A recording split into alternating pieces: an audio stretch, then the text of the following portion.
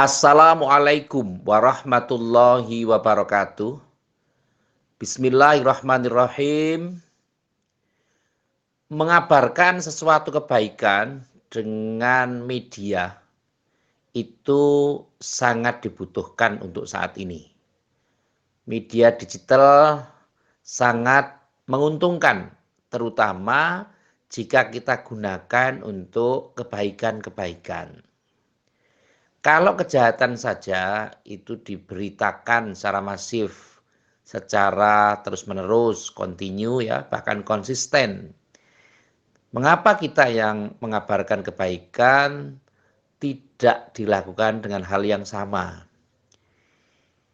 Terbukti dengan adanya media digital ini, kejadian-kejadian yang terjadi di negara lain atau di kawasan yang lain, mungkin di negara kita tetapi di Indonesia bagian tengah atau di Indonesia bagian timur, itu lebih bisa diketahui dengan cepat.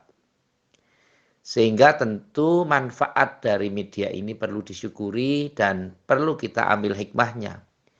Bahwa apapun kondisinya, yang namanya berita kebaikan memang harus dilakukan secara terus-menerus. Saya sering menyampaikan bahwa ajakan untuk kebaikan itu tidak bisa dilakukan hanya sekali, dua kali. Kalau perlu 10, 20, 30, atau 40 kali, atau berkali-kali.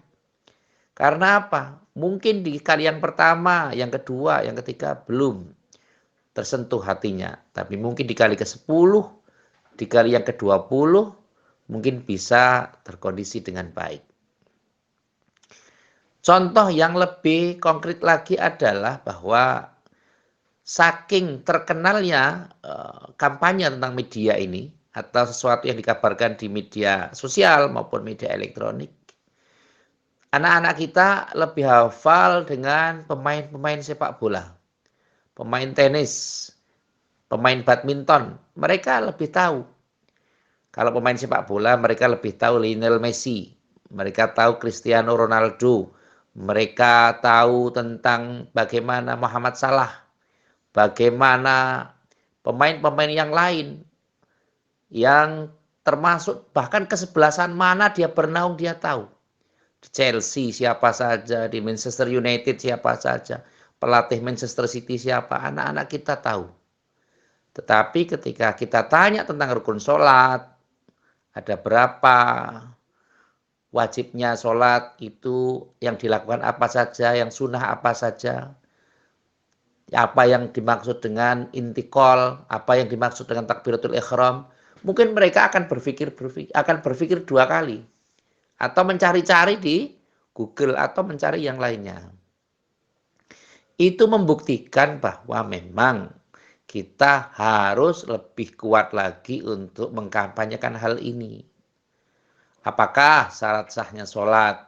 Bagaimana cara sahnya untuk wudhu? Bagaimana untuk berzakat? Bahkan berzakat ini sebagian besar di antara kita mungkin baru memahami zakat fitrah saja.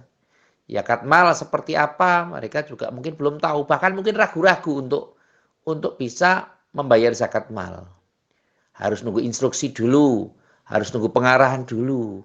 Padahal nun sewu kita sudah menganut agama ini dari lahir sampai dengan setua ini, sedewasa ini, dan seusia sekarang ini. Sehingga tentu yang perlu kita maklumatkan adalah mari jangan bosan-bosan kita untuk mengabarkan sesuatu yang baik. Karena setidaknya kita akan tergolong pada orang-orang yang suka berbuat baik. Kapasitas kita perlu juga mendapatkan sebuah kebaikan. Suntikan moral, motivasi yang besar itu sangat diperlukan. Dalam mengajar, dalam bekerja itu juga demikian. Seorang guru misalnya mengajar harus jangan hanya menggunakan satu metode. Kalau perlu dalam satu kelas itu adakan metode yang lain. Mungkin kalau nggak bisa metode klasikal atau metode demonstrasi atau metode apa saja. Yang penting anak paham. Jangan disamakan antara anak yang cerdas dengan anak yang kurang cerdas. Kalau yang cerdas ya mungkin di asesmen. Kalau yang tidak cerdas ya diremedi. Jadi memang perlakuan pendidikan pun itu harus berbeda. Sama dengan kampanye tentang kebaikan ini. Harus dilakukan secara terus-menerus. Jangan bosan untuk menyampaikan kebenaran. Jangan bosan untuk menyampaikan kebaikan. Apapun resikonya. Ya resikonya paling ya digerendingi orang, dibenci sedikit orang, tapi ya enggak apa-apa. Wajar-wajar saja karena memang hidup itu tidak ada yang seragam, semua beragam. Ada yang suka, ada yang tidak suka. Ada yang merasa penting, ada juga yang merasa tidak penting. Ada yang merasa agama tidak penting, ada yang merasa agama penting. Ya monggo, itu pilihan.